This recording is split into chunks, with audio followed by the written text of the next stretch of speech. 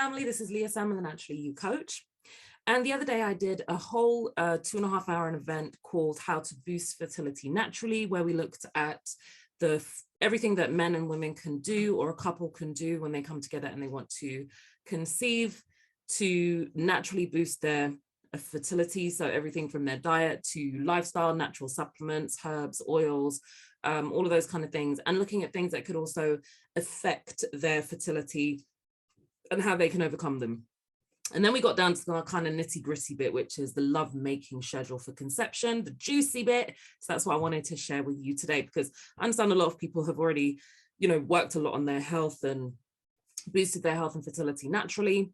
And it's just this kind of logistical, strategic bit that they are not that clear on. So this is what I wanted to share with you today. So just a bit about a woman's menstrual cycle, so that you can understand why we need to create a schedule, and why there's more efficacy in having intimacy during a schedule than just going all month. So the first day of a woman's period is day 1 of her cycle, and that's when we start what we call the follicular stage. So the follicular stage is when the little follicles, which are little sacs inside the ovaries, start to mature the eggs that are inside them. They start to mature the ovum, the female eggs that are inside each of these little sacs called follicles inside the ovaries. That follicular stage can vary, actually. That's the stage of a woman's cycle that can change in length quite significantly, depending on how long it takes to develop those eggs. But when the woman's body feels that those eggs are fully developed, those little sacs, those little follicles will release an egg that's fully mature, and it will be released from the ovary. And that event is called ovulation. Once the egg has been released from the ovary, it starts traveling down the fallopian tube. And the little sac that it was in, the little follicle that it was in, starts to produce a hormone that tells the body to start filling up the lining of the womb with blood, so that if that egg gets fertilized as it's going down the fallopian tube, when it gets into the main space cavity of the uterus, there's a nice bed of rich, nutrient-rich blood for it to implant itself in to grow. So that part after ovulation is called the luteal phase.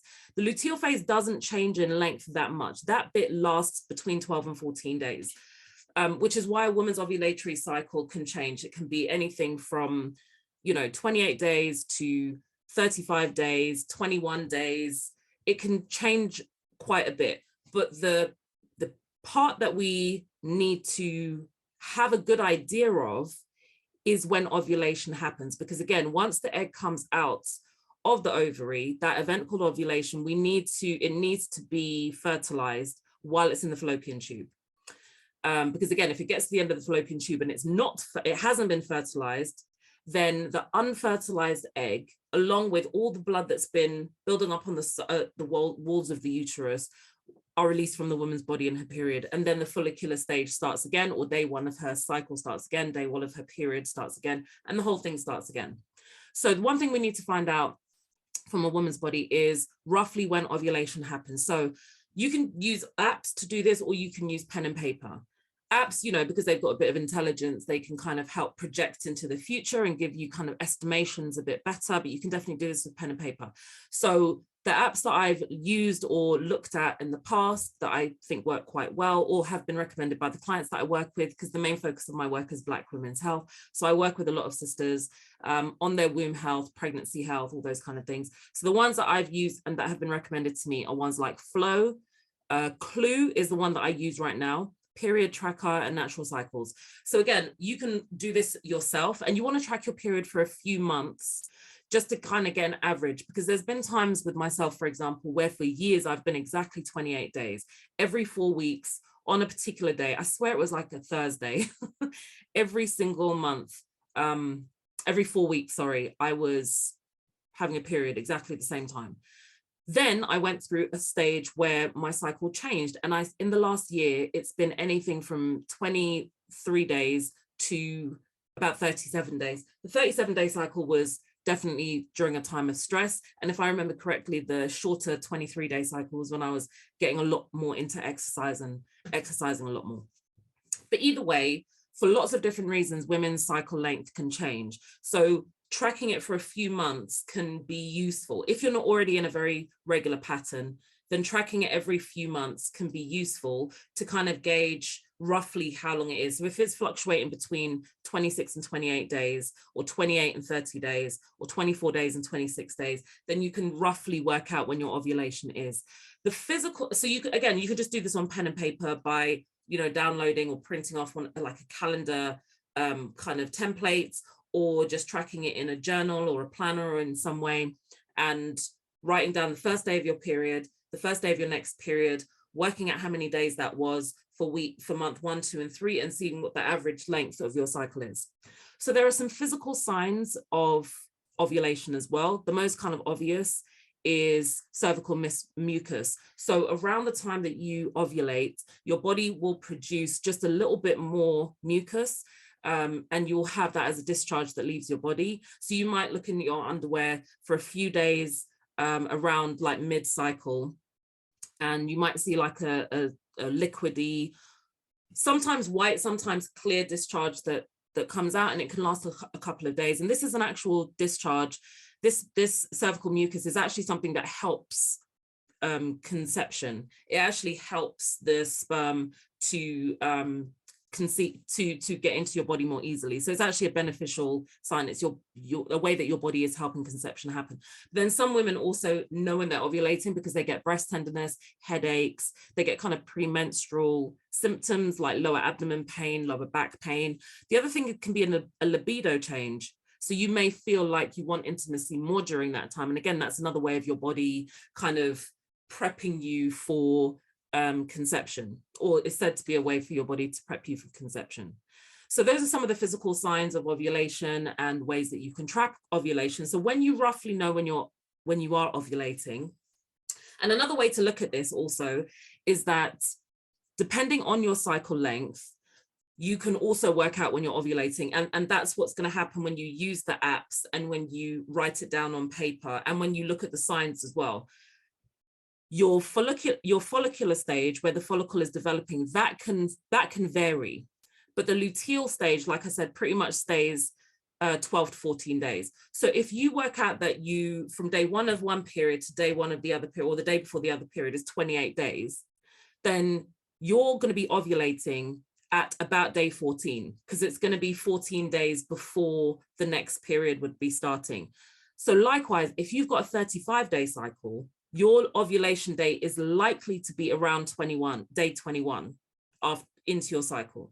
If you've got a 25-day cycle, then you're likely to be ovulating around day 11.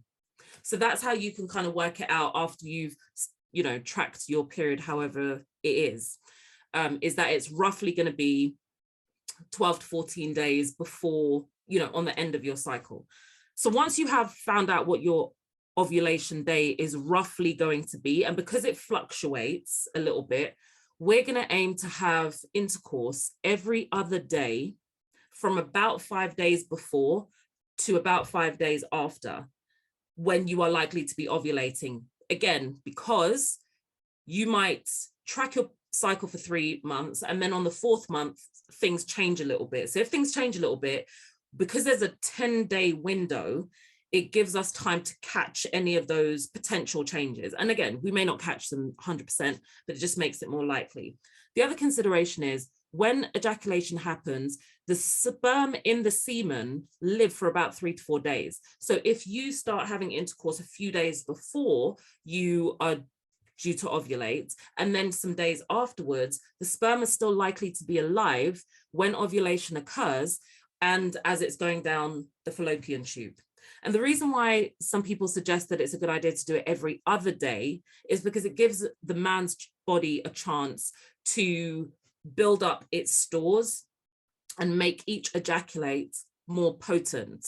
And there's a lot of information and a lot of research and a lot of people who studied men's health a lot more that really do advocate for men to retain their ejaculations as much as possible, because it benefits their body in a lot of different ways. And then when it comes to you trying to conceive, then when the man is only ejaculating every other day over a 10-day period, there is going to be more potency. There's likely to be a lot more potency in the ejaculates than if they were, you know, having intimacy, having full ejaculations and releases a lot more throughout the month. So there's a brother called Sahu Teo Shen, who has done talks with the Hidden Science Academy and Leon Marshall from the Hidden Science Academy. And they both speak about the benefits to a man of not releasing as much.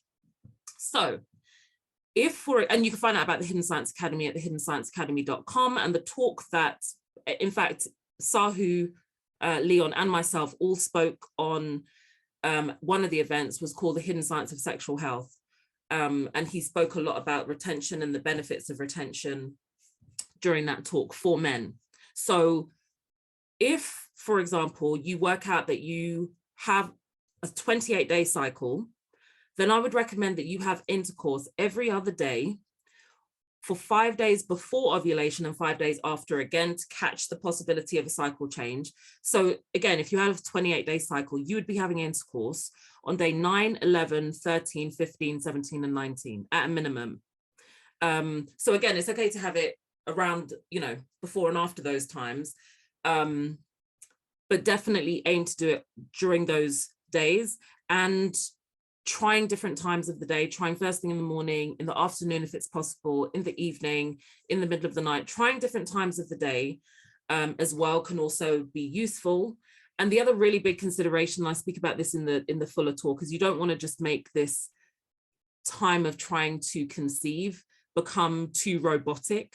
So whilst this is a good schedule for efficacy, yeah, you don't want to make it like we have to do it on the schedule.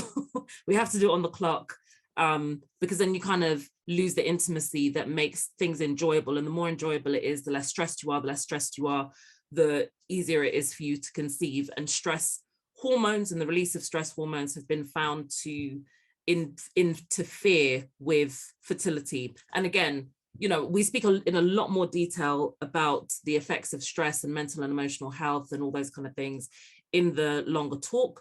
But again, for couples who are trying to conceive, this is a lovemaking schedule for conception that you can work with. The full recording of the whole event that I did is going to be available on the website soon. So if you go to thenaturallyyoucoach.com, then sign up for my mailing list, and you'll be able to find out as soon as it does come out, and you'll be able to access the whole recording as well as the workbook that comes with it.